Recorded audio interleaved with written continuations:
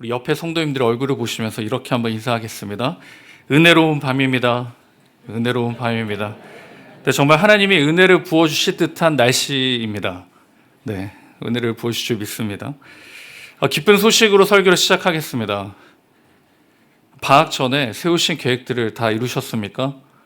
뭐 여행을 가신다든지 아니면 드라마 정주행을 하신다든지 빨리 끝내시기 바랍니다. 이제 드디어 8월입니다. 이제 방학이 한 달 남았는데요. 저의 바람은 빨리 방학이 끝나고 개강이 되었으면 좋겠습니다. 여러분도 동일하시죠? 네, 빨리 개강이 될 줄 믿습니다. 네, 우리에게 주신 말씀의 제목은 내 삶의 이유입니다. 내 삶의 이유. 이유 없는 삶은 없다라는 말을 들어보셨을 텐데요.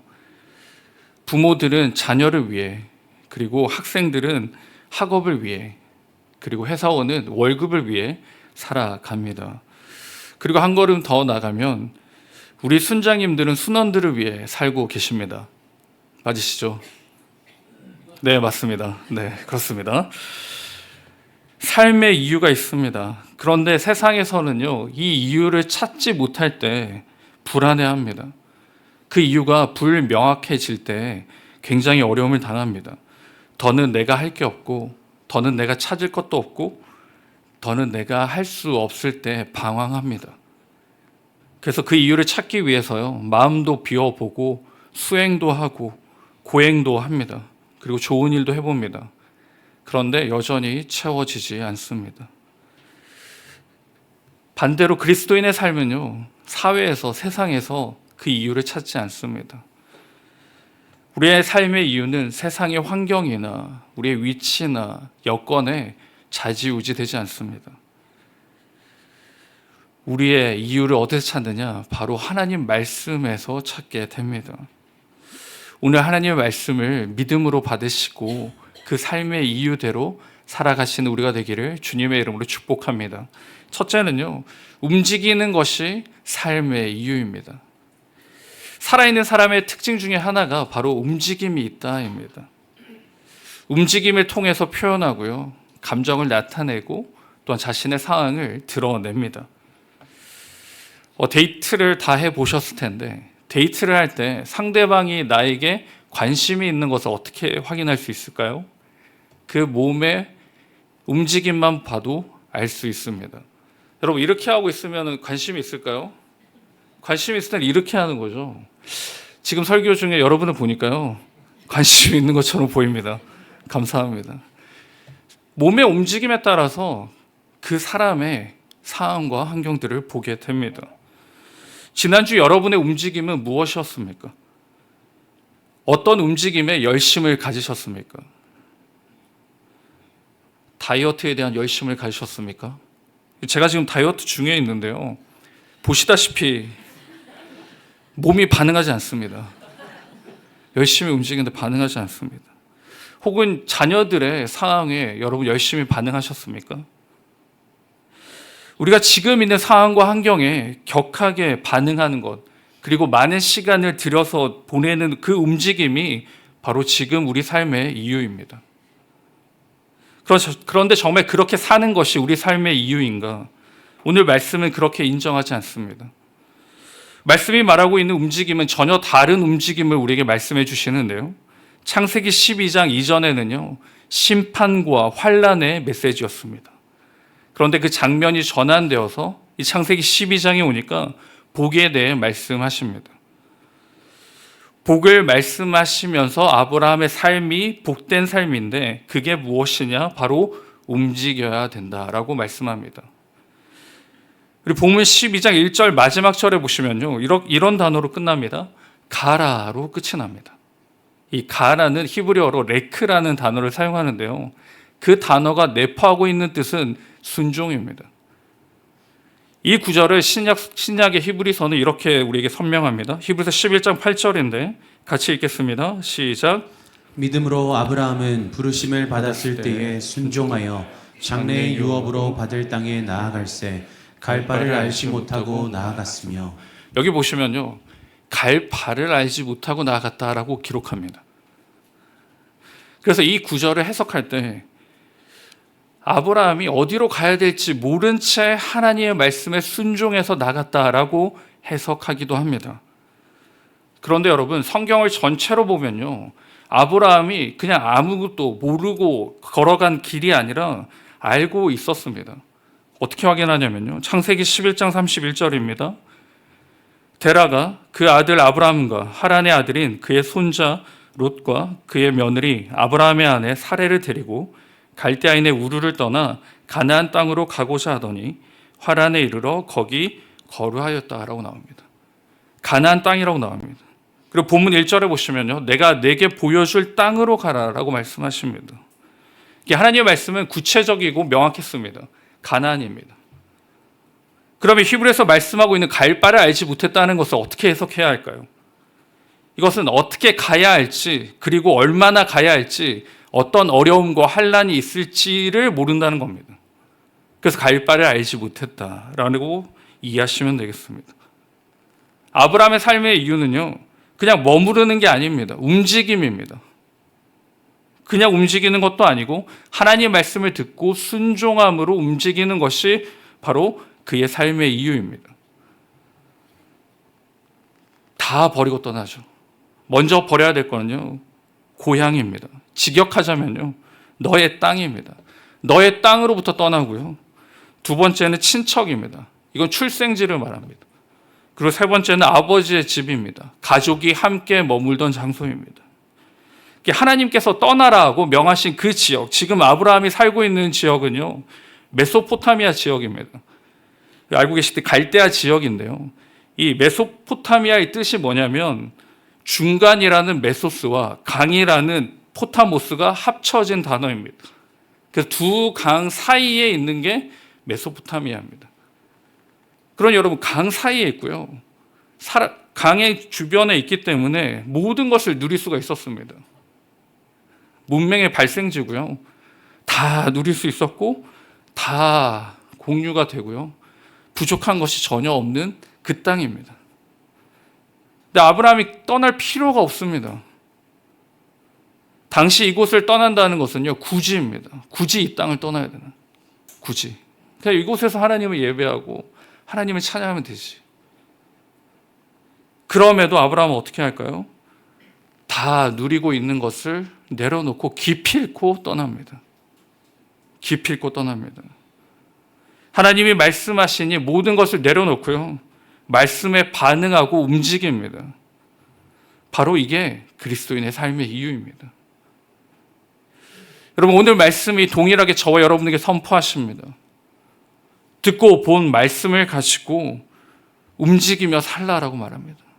그냥 안주하고 그냥 가만히 있지 말고 그 말씀대로 받은 말씀을 가지고 살아가라라고 분명히 우리에게 말씀하십니다. 문제는요, 우리가 자녀에 헌신하는 것과 염려와 걱정하는 것에 너무 적응되어 있습니다. 그 메소포타미아 땅에 있는 것 같습니다. 그래서 그냥 그 시기가 되면요, 자연스럽게 반응합니다. 자연스럽게 기도하고요, 또 자연스럽게 아이들을 쫓아다니고요, 자연스럽게 또 문제를 해결하러 달립니다. 신앙생활도 이와 같이 합니다. 하던 대로 합니다. 변화를 주저하고요, 싫어합니다. 예전에 다 했고 이제는 더 이상 나의 시간이 아니다로 인식합니다. 이렇게 반응한 사람이 한 명 있었습니다. 예수님의 제자 중에 한 사람이었는데요, 베드로입니다. 마가복음 9장에 보시면 변화사 사건이 기록되어 있는데요, 예수님께서 베드로와 야고보와 요한을 데리고 산에 오르십니다. 근데 거기서 엘리야와 모세를 만나게 됩니다. 그때 베드로의 고백인데요, 마가복음 9장 5절 같이 읽겠습니다. 시작. 베드로가 예수께 고하되 라삐여, 우리가 여기 있는 것이 좋사오니 우리가 초막 셋을 짓되 하나는 주를 위하여, 하나는 모세를 위하여, 하나는 엘리야를 위하여 하사이다 하니. 아멘. 베드로가요, 지금 여기에 있는 게 너무 좋다라고 이야기합니다. 그래서 여기에 있고 싶어 합니다. 그런데 잘못 이해했습니다. 여기서 머물면 안 됩니다. 움직여야 합니다. 지금 우리도 이 베드로와 같습니다. 하나님, 지금 적당한 걱정과 적당한 염려가 있습니다. 그래서 적당히 기도하고 적당히 예배하고 적당히 신앙생활합니다. 지금이 좋습니다. 변화가 싫고요. 더 하기가 부담스럽습니다. 여러분, 머무는 것은 하나님의 사람이 하는 이유가 아닙니다. 우리의 이유는요, 말씀을 듣고 그 말씀 가지고 걸어가야 합니다. 움직여야 합니다. 그래서 하나님 말씀이 이렇게 말씀합니다. 창세기 12장 1절인데요. 하나님 말씀을 들으시기 바랍니다. 여호와께서 아브라함에게 이르시되 너는 너의 고향과 친척과 아버지의 집을 떠나 내가 내게 보여줄 땅으로 가라. 말씀을 듣고 순종할 수 있는 방법에 대해서 데살로니가 전서 5장 16절에 우리에게 이렇게 말씀하십니다. 항상 기뻐하라. 쉬지 말고 기도하라. 범사에 감사하라. 이것이 그리스도 예수 안에서 너희를 향하신 하나님의 뜻이니라. 아멘. 여러분, 구지를 넘어서요, 편안하고 익숙한 이 모든 환경에서요, 우리에게 필요한 건 기필코입니다. 기필코 이 편안하고 이 안락한 곳에서 일어나셔야 합니다. 그래서 어떻게 해야 될까요? 기뻐하셔야 되고요, 기도하셔야 되고요, 감사하셔야 됩니다.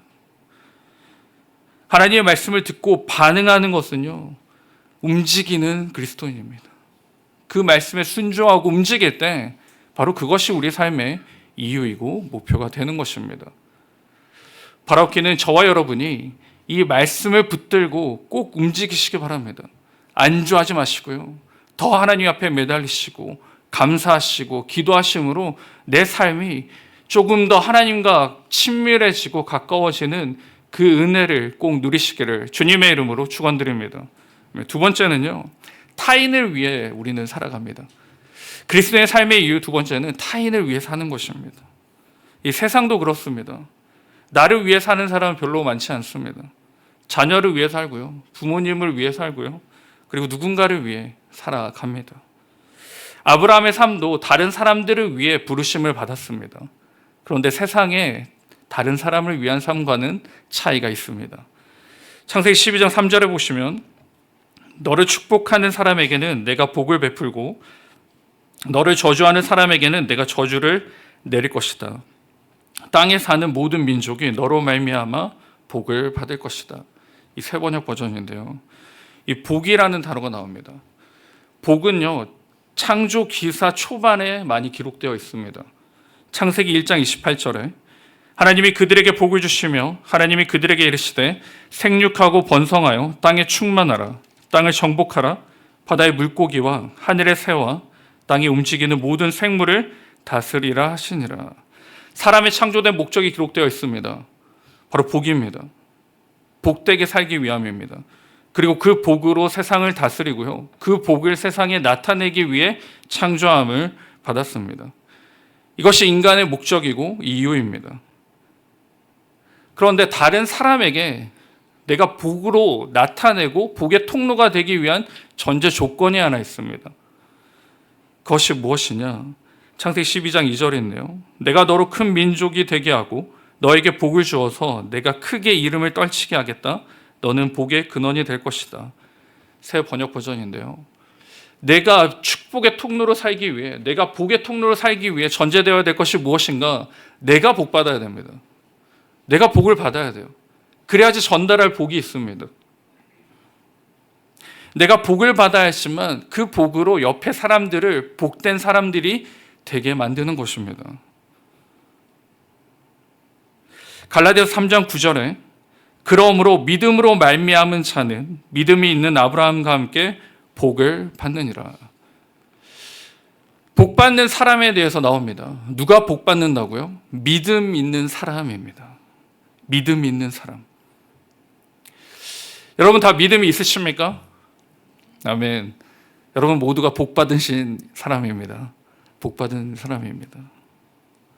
그러니 이 자리에 있는 모두가 복 받은 인생입니다. 그럼 복 받은 인생으로 살아갈 때 우리가 어떻게 그 복 받음을 확인할 수 있을까요? 내가 믿음 가운데 사는 것을 어떻게 확인할까요? 확신입니다. 확신이 있어야 됩니다. 데살로니가서 1장 5절인데요. 이는 우리 복음이 너에게 말로만 이른 것이 아니라 또한 능력과 성령과 큰 확신으로 된 것임이라. 우리가 너희 가운데서 너희를 위하여 어떤 사람이 된 것은 너희가 아는 바와 같으니라. 확신입니다. 구원에 대한 확신, 하나님이 나를 사랑하신다는 그 확신, 그리고 하나님이 나를 버리지 않으신다는 그 확신을 가진 사람이 바로 그 믿음 가운데 사는 사람이고, 그 사람이 복이 있는 사람입니다. 이 확신을 하고 산 사람이 한 명이 있는데요, 대표적인 사람을 히브리서가 이렇게 소개합니다. 히브리서 11장 5절인데 같이 읽겠습니다. 시작. 믿음으로 에녹은 죽음을 보지 않고 옮겨졌으니 하나님이 그를 옮기심으로 다시 보이지 아니하였느니라. 그는 옮겨지기 전에 하나님을 기쁘시게 하는 자라 하는 증거를 받았느니라. 에녹입니다. 에녹에 관해서는 자세히 기록되어 있지는 않지만 창세기 5장 24절에 이렇게 기록합니다. 에녹이 하나님과 동행하더니 하나님이 그를 데려가심으로 세상에 있지 아니하였더라. 복 있는 사람은 하나님과 동행하는 사람입니다. 그리고 하나님이 기뻐하시는 사람입니다. 그리고 그 기쁨을 가지고 세상에 나아가는 사람입니다. 그래서 본문에 다시 오시면요, 3절에 보시면 너를 축복하는 자에게 내가 복을 내리고 너를 저주하는 자에게 내가 저주하리니 땅의 모든 족속이 너로 말미암아 복을 얻을 것이다 라고 말씀하십니다. 복으로 살고 복으로 말미암아 만나는 모든 사람들이 그 복으로 말미암아 살아가기를, 그것이 바로 아브라함에게 주시는 이유입니다. 지난달 치앙마이 선교를 우리 성도님들의 기도 가운데 잘 다녀왔습니다. 감사합니다. 저희와 함께 사역한 선교사님이요, 김주만 선교사님이신데 이 30살쯤에 이 태국에 들어가셔서 한 30년 가까이 지금까지 이제 태국에서 사역을 하고 계십니다. 근데 저와 같이 나눔을 했는데요, 그 나눔 중에 제 머리에 아직도 기억에 남는 말씀이 있습니다. 선생님이 이렇게 말씀하셨습니다. 나는 한국에서 태어나서 태국에서 생의 절반을 살고 있습니다. 그런데 나는 한국에서도 태국에서도 이방인입니다. 어디에서도 환영받지 못한다는 말씀입니다. 그래서 덧붙이시는 말씀이, 그럼에도 이 땅에 있는 것은 내가 받은 사랑과 은혜가 전부이기에 지금 이 자리에 있습니다 라는 말씀을 하셨습니다. 제가 그 말씀을 듣고요, 이 삶을 돌아보는데요, 나는 정말 이방인으로 살고 있나? 나는 하나님의 복음을 나타내며 그 기쁜 복의 속식을 가지고 만나고 교제하고 사역하고 있는가? 돌아보니 전혀 그렇지 않습니다. 저는 환대받으려고 노력했던 것 같습니다. 교회에서도 그리고 청년들에게도 환대받으려고 노력했던 것 같습니다. 어떻게 하면 더 많이 모이고 어떻게 하면 더 좋아하고 함께 할 수 있을까? 어떻게 이야기를 하면 좋아할까? 어떤 말을 해야지 더 좋아할까? 그러다 보니 굉장히 지치고 힘들고 어려워졌습니다. 이 제일 중요한 걸 잊어버렸기 때문입니다. 하나님께 받은 사랑과 그 복을 잊어버린 채, 그리고 하나님이 나를 부른 이곳에, 그리고 이 아이들에게 부른 이유를 잊어버린 채 살아가고 있었습니다. 그래서 굉장히 낙심이 되고 낭망이 되던 시간이었는데요. 그런데 이번 단기 선교를 다녀온 것이 얼마나 하나님의 큰 은혜인지 모르겠습니다. 우리가 이 하나님의 복을 기억할 때, 그리고 이 받은 복을 가지고 우리가 옆에 사람들에게 그 복을 나눠주기 위해서요, 전제되어야 할 것이 하나 있는데, 그것이 무엇이냐? 바로 감사입니다. 감사가 끊임없이 나와야 됩니다. 우리 같이 가는 우리 청년들이 하나같이 하는 말이 감사였습니다. 여러분, 이 치앙마이 선교를 준비할 때요, 기대감이 없었습니다. 선교팀 전체가 저를 제외하고 아무도 해외 단기 선교를 가본 적이 없습니다. 그래서 해외 단기 선교를 어떻게 생각했느냐, 그냥 오빠, 언니, 누나, 형들과 함께 그 한 달 살기 좋은 치앙마이를 간다. 그래서 제가 놀란 건 원래 단기 선교팀이 뭐 햇반 이런 걸 준비하지 않거든요. 근데 햇반을 뭐 20개를 준비해야 되냐, 30개를 준비해야 되냐, 뭐 이래서 그건 하지 않아도 되겠다라고 말을 했는데요. 이런 생각을 가진 아이들과 함께 그 치앙마이 땅을 밟았습니다. 근데 이 생각은 둘째 날 사역부터 달라집니다. 그들의 고백이 뭐였냐면요. 지금까지 내가 얼마나 좋은 상황과 환경 가운데 예배 드렸고 하고 싶은 거 마음껏 할 수 있었고 공부했는지를 알게 되었다. 모든 것이 감사의 고백이었습니다. 더 나아가서요. 나를 사랑하고 나를 위해 기도해 주는 공동체와 교회가 있다는 것이 얼마나 감사한지 모르겠다라는 고백이 매일 나눔 가운데 쏟아졌습니다. 그래서 라면도 많이 안 먹었어요. 라면도 안 먹고 그냥 다 선교사님 드리고 왔습니다. 사랑하는 성도 여러분, 하나님께서 우리에게 귀한 교회와 다락방과 공동체를 주셨습니다. 함께 울고 함께 웃고 이렇게 하는 것이 얼마나 축복인지요. 이렇게 멋지고 시원한 곳에서 예배 드리는 게 얼마나 기쁜지 모르겠습니다. 아직 믿음이 없는 자녀와 배우자와 친지들이 계십니까? 감사하십시오. 왜요? 기도라는 소망과 능력을 주셨기 때문입니다. 그리고 그 기도 제목에 함께 기도할 수 있는 몸된 성도님들이 계시기 때문입니다. 그러니 이게 얼마나 큰 축복이고 감사입니까? 다 감사 제목입니다. 그러니 감사함으로 옆을 보시고 그 감사로 옆에 있는 지체들을 바라보시기 바랍니다. 그리고 기도하시고 축복하시고 섬기는 우리가 되기를, 그리고 그 일이 바로 우리의 사명이 되기를 주님의 이름으로 축원드립니다. 말씀을 맺겠습니다. 굳이 가야 할 이유가 없음에도 기필코 순종하며 나아갈 때 반드시 이루시고 한량없는 은혜로 베풀으시는 하나님을 만나게 될 줄 믿습니다. 내 삶의 이유를 세상에 끌려가서 찾지 마시고요. 오직 말씀 안에서 확인하시고 붙잡으시기를 주님의 이름으로 축원드립니다. 아멘. 믿음의 한 줄 고백 같이 고백하겠습니다. 시작. 삶의 이유를 세상이 아닌 하나님께 순종함으로 확인하고 지켜 살게 하옵소서.